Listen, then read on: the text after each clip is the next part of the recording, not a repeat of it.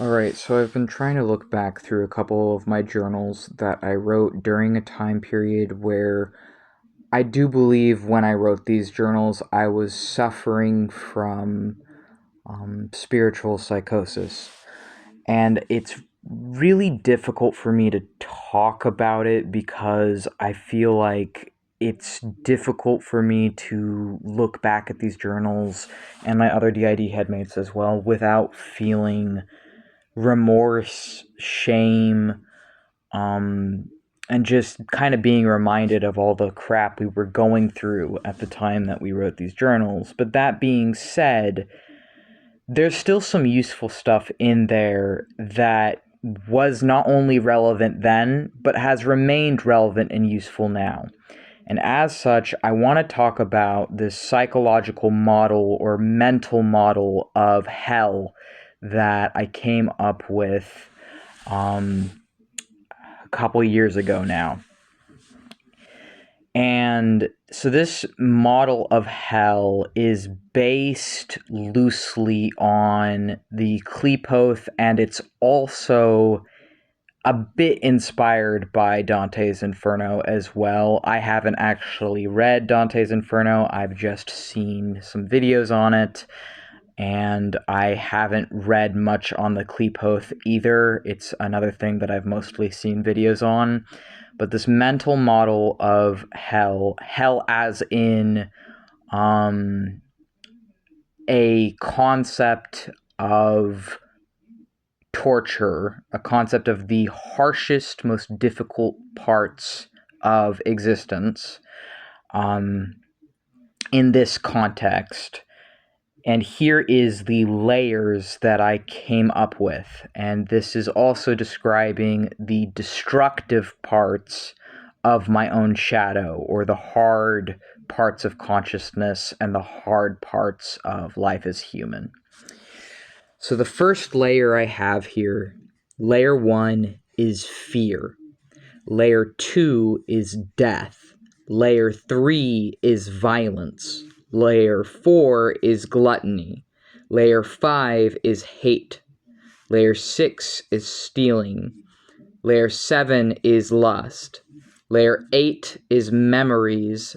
Layer 9 is a sort of, I just put Satan there, but I think what I meant by that is it's a culmination of all the other things that were mentioned before in a destructive aspect, not in the constructive aspect. So it should probably say maybe dark shadow instead there, or shadow. And then layer 10 is anti-existence. And I have written next to each of these layers how I learned to turn those concepts into things that, instead of those things controlling me, I use those things to empower myself, and how I did that. What I wrote with the thing that forced me to confront my biggest fear in life is when I was disowned. That's what made me cross the first layer, which is fear. For the layer of death, I put our dead life died when we accepted our true self as Max. So Max is my name, the person talking right now, and as a DID system we have multiple names, but our dead self is a reference to us being transgender, and when I changed my dead name to instead being Max, and then later accepting my other names as well for my other DID headmates, that was me, in a way, spiritually letting go of my past and the past I was forced to live under, and embracing who I actually want to be. So in a way, it was akin to spiritually dying and being reborn, is how coming out as transgender and accepting myself as transgender felt. Layer 3 is violence. How I overcame the layer of violence is I had to learn to resist the urge of self-harm. I had to learn to stop self-harming. Layer 4 is gluttony, and to overcome this, I had to stop,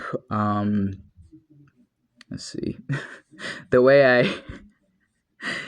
I wrote it is like I had to stop acting like I'm, some kind of god wizard, and I had to like humble myself essentially. Like, a part of the spiritual psychosis that I was enduring is I believed that I was like this all-powerful being, and I hadn't actually put in the work yet to actually be able to back that up with tangible action or other things. So it was just more speech than substance. And so that was a form of gluttony of like ego, of my ego was really inflated. And so I had to accept that just because I can do this stuff doesn't mean anything, because anyone can learn magic, anyone can do the same stuff. And it might make you feel special, but it doesn't actually make you more special than anyone else. That just feeds your ego in a destructive way. And that's how I overcame gluttony. Layer 5 is hatred. And I put fighting Stoyle. Stoyle was the dead name of one of two of my other headmates. Not mine, not the system's, but just a name that a couple of our other headmates used to go under. I think they wouldn't mind me sharing it. But that name was specifically like an entity of hatred that was our persecutor altar, and our persecutor altar was self-hating or self-hatred, and we had to overcome them, and then they became the balanced altars that we now have, the defenders, who are no longer destructors or persecutors. Layer 6 is stealing. Yeah, I don't really agree with what I put there, and I'm thinking how to explain it. So I had to learn to recognize when parts of myself are lying and to not believe the lie. That's what I'm going to say instead. The next layer 7, lust. Yeah, I guess I didn't overcome that. I actually remember that I did not overcome lust. But I also didn't really need to, because my lust wasn't destructive. Like, my lust was not causing me really to like lean into the destructive qualities of lust. It was very suppressed, and now is more, I would say, balanced even than it was then. So more just maybe expressing lust in safe and controlled ways, would be a way to mitigate that. Level 8, memories, I think would be a reference to like overcoming and processing through PTSD. With layer 9, I'm going to replace that with shadow. And that's when you are essentially processing all the things from before in a more condensed form, like a boss fight. It even says that. And then layer 10, anti-existence. So in this case, it would be that the destructive parts of you that once ruled you, you are now ruling, and you are now in control of. And so the same things that maybe before were persecutory, or the same inner demons that before might have been harmful, are now actually lifting you up.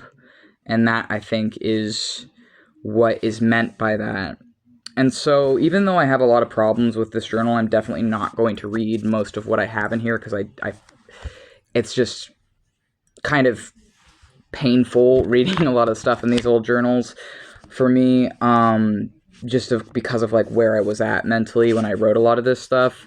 I still feel like this map of a mental model of the painful parts, the torturous parts of my existence, and mapping out my own mental hell is still useful, because I can look back at this and use this and see how in my present life and past that I've used this to kind of lift myself up and to balance out these destructive qualities of existence and these harsh and painful parts of existence.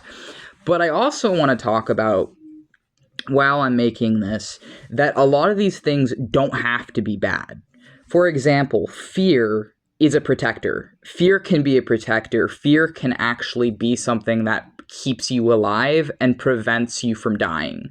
So whereas fear can be this like horrible, awful thing that is like mind-breaking, it can equally actually be something that you need to face in order to have freedom in your life.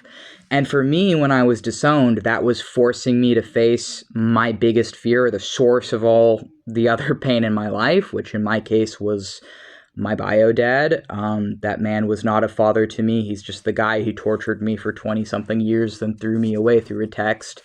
But when he disowned me, nothing else from that point on in my life could possibly hurt me the same way, because nothing that could happen to me could hurt me more than that man already hurt me. So it was like, in realizing that, the fear was like actually lesser, because even though it was really traumatic being disowned, and it actually probably is what triggered me into spiritual psychosis to begin with, it was actually necessary, like fully necessary, for me to be disowned, because it forced me to confront that biggest fear that I held. The next thing with layer 2, death is actually a good thing as well. um it would not be sustainable for life to not die. We need death. All life is contingent on death, and death actually rules life, not just from like a spiritual or a metaphysical perspective, but we need to eat. We need to eat life in order to live. We have to drink water, we have to eat. And even if you're not eating animals, you're eating plants, you're eating fungus, things that were alive, you eat so that it brings you life. We need death. We need death to live. That's how life works. Violence is layer 3, and people usually think of violence as this like horrible, awful, the worst part of like humanity type stuff. It's really hard for people to see a positive aspect of violence, but actually violence is the driving force behind every revolution.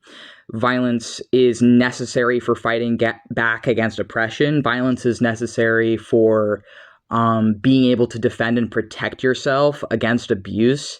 And there is a case to be made for the positive qualities of violence.